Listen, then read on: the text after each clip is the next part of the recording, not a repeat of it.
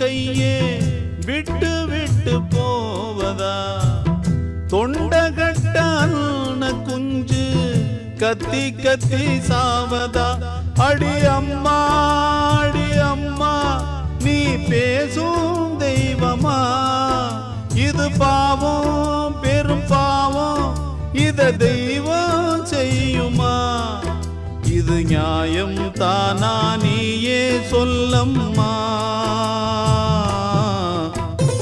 எனக்கென ஒருவரும் இல்லாமல் போனாலும்